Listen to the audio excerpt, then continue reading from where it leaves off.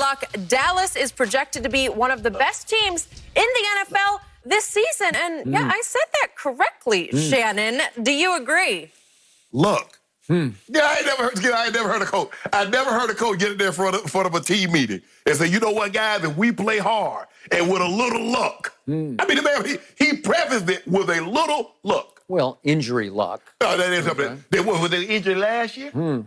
They had a few. They had nothing. No, don't do that. It's not your turn to speak. I don't even know why you're talking anyway. They should improve. You know why they should improve, Skip? Because they vastly underachieved last year. This is the problem that I have with your Cowboys, your mediocre, middle-of-the-road Cowboys, is that you blamed everything on Jason Garrett. When they got off to that hot start, they won those 3 games in spite of Jason. They lose. He's a terrible coach. He couldn't motivate his way.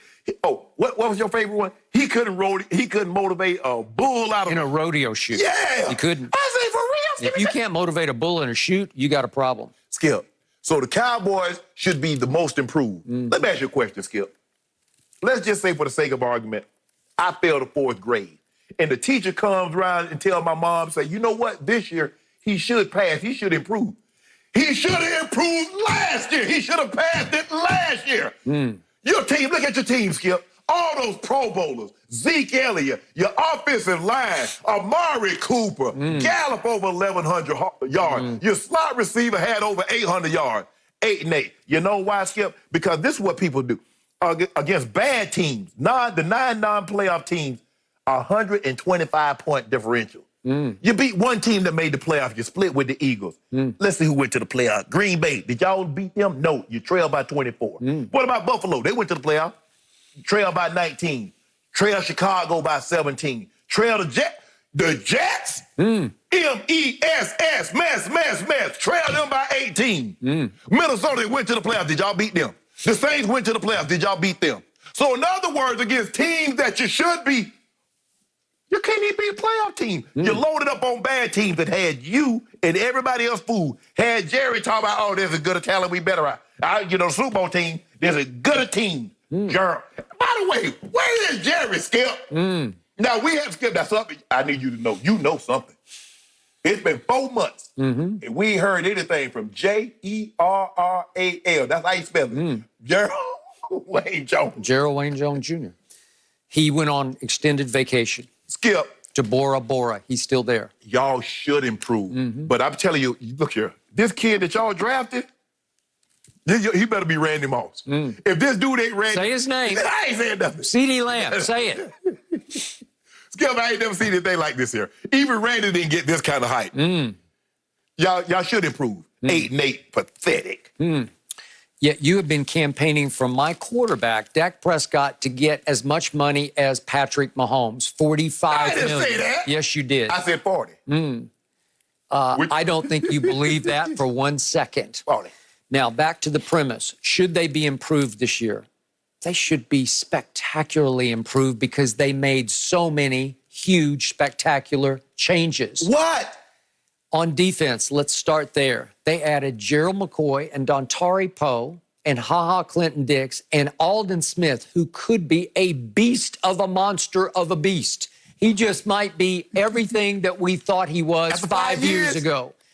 According to our man Jay Glazer, he is in outrageous shape. He is pulling exercise equipment out of the walls at Jay's gym.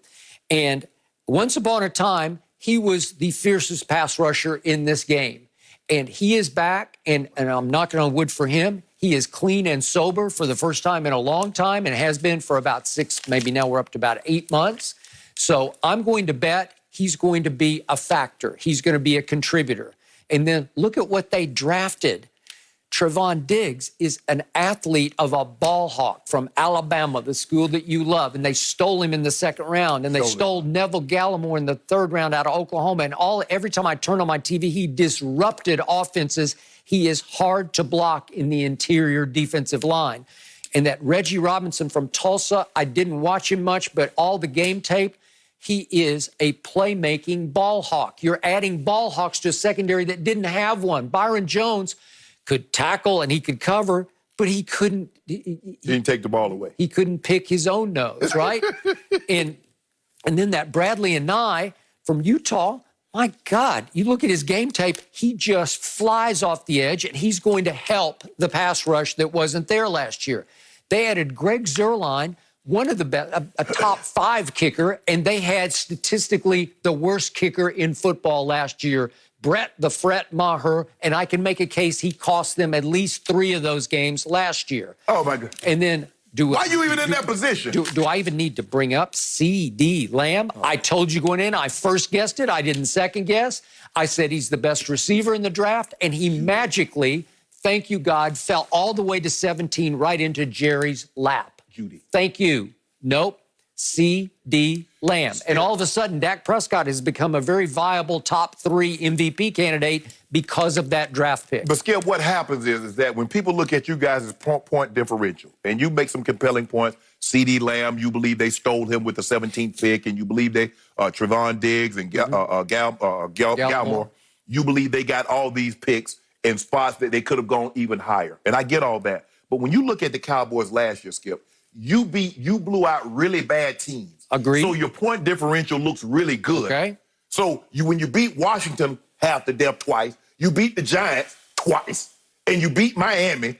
Yep. So you're probably right there. You're probably plus 75. Okay, that's 5 out of 8. Yeah. Hold on. You only won 8 games? With all that talent you got, you only won 8 games. One impressive game against Philly at home on a Sunday night. We did that to let y'all feel good because we knew y'all going to be overconfident when y'all came down there. And look at that, what we did. Yeah, you crushed us 17-9. We're backups.